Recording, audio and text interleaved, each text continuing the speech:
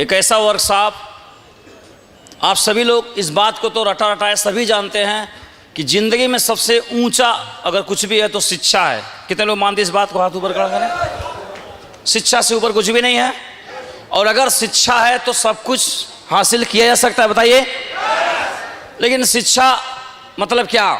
ज़्यादातर हम एकेडमिक पढ़ाई करते हैं, वो इसलिए पढ़ते हैं क्योंकि एक फॉर्मल पढ़ाई है, सब लोग पढ़ रहे हैं तो हम भी पढ़ रहे हैं।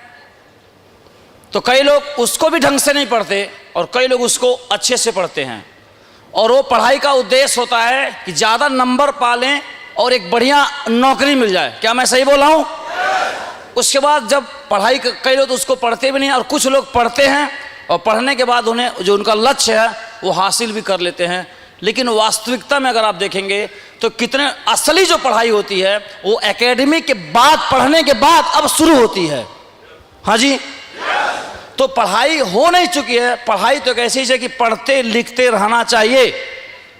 और मैंने जो अभी तक पढ़ा लिखा है, सुना है बड़े लोगों को, उसने देखा है कि कुछ लोग जो पढ़ चुके हैं और कुछ लोग हैं जो अभी पढ़ रहे हैं। वो लगातार पढ़ रहे हैं, वो जो लगातार पढ़ रहे हैं, लगातार सीख रहे हैं। जहाँ भी सीखने का सोर्स है वो व्यक्ति अपने अपने फील्ड में बहुत बहुत ऊंचाइयों पर हैं। तो क्या हम बहुत ऊंचाई पे जाना चाहते हैं? इस बिजनेस में पैसा कमाना, धन दौलत कमाना, ये इस तरीके से है कि जैसे आप मूली खरीदने जाएंगे तो डंठल साथ में आता है। इस बिजनेस में पैसा आ ही जाता है। इस बिजनेस को दुनिया के सबसे बड़े फाइनेंशियल गुरु हैं, उनका नाम है रॉबर्ट कियोसाकी। वो बोलते हैं कि इस बिजनेस को क्यों करना चाहिए। नंबर 1 बोलते हैं इस बिजनेस को पैसे के लिए तो करना ही चाहिए, लेकिन जिंदगी बदल देने वाला बिजनेस एजुकेशन, इसलिए आपको इस बिजनेस को करना चाहिए। इस बिजनेस की जो रीढ़ है, जो आत्मा है, जो जिंदगी बदल देगा, वो सिर्फ शिक्षा है। वो सिर्फ शिक्षा है। और इतने बड़े बड़े वक्ता, इतने बड़े बड़े ग्रेट लीडर यहां पर हैं। ऐसा एक यूनिवर्सिटी, ऐसा एक संग्रहालय है सक्सेस अवार्ड सिस्टम, जो मेंटरों ने कई सालों के एक्सपीरियंस से उसे तैयार किया हुआ है। चाहे पढ़ा लिखा आदमी हो, चाहे पढ़ा लिखा आदमी नहीं हो, जिनके सपने मर गए हों, जो जिंदगी से संघर्ष कर रहे हों, जो डिप्रेशन के शिकार हैं, जिनकी आशाएं जा चुकी हैं, जिनको मलाल है कि जिंदगी अब खत्म है, जो बहुत गरीबी से संघर्ष कर रहे हैं, जो बहुत बेरोजगार हैं, जिनके जिंदगी में सिर्फ दुख ही दुख है, जो पूरी तरह से फ्रस्ट्रेट हैं, जो जीना नहीं चाहते, इन सभी का इलाज है दिशा वर्कशॉप।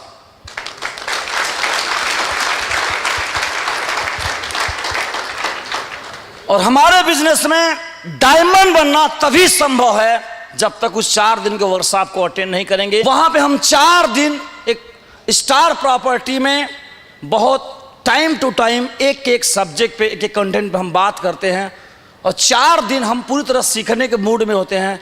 यकीन मानिए, वहाँ लोग आते हैं, जैसे कबीर साहब का एक दुआ है कि पहले मन कागा था, कागा माने कौआ, पहले मन कागा था, करता जीवन घात, अब मन हंसा भया, मोती चुन चुनकात।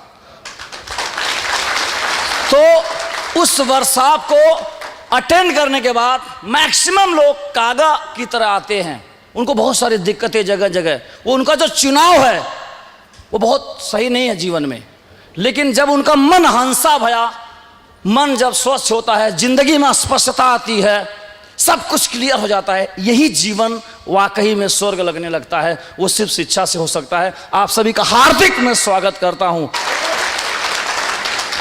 और हम अपने जीवन में अपने जूतों के लिए, अपने मोबाइल के लिए, अपने कपड़ों के लिए, अपने घर के लिए, अपने पेन के लिए, अपने लिविंग रूम के लिए, हर जगह हम बहुत पैसा खर्चा करते हैं, लेकिन अपने ऊपर, शिक्षा के ऊपर, अपने व्यक्तित्व के बदलाव के लिए, खुद को बदलने के लिए बहुत बहुत कम लोग हैं जो पैसा खर्चा करते हैं। बहुत कम लोग हैं। और सबसे बड़ा जो जिंदगी का अचीवमेंट है नहीं है कि हमने क्या बनाया, मेरे पास घर है, मेरे पास गाड़ी है, मेरे पास बंगला, मेरा उससे सवाल है तुम क्या हो? तुम क्या हो? तेरे पास ना है पास माने नजदीक होना, ये है, ये पास है ना। तुम क्या हो?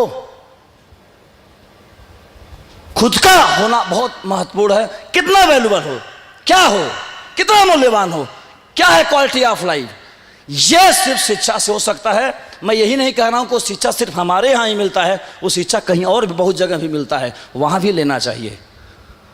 तो आप सभी का हार्दिक स्वागत है। आने के लिए रेडी हैं आप सभी लोग? एडवांस में स्वागत करते हैं। और वो अटेंड करने के बाद आपसे मैं 4 दिन के बाद जाते समय फीलिंग पूछूंगा। अगर वो फीलिंग में आपके आंख से आंसू नहीं आ जाएगा तो मुझे आप कहिएगा। वो सिर्फ अनुग्रहित होने का आंसू होगा, अपने आप को जानने का एक आंसू होगा कि वाकई मैं ऐसा हूं। यह आपको जानने का मौका मिलेगा।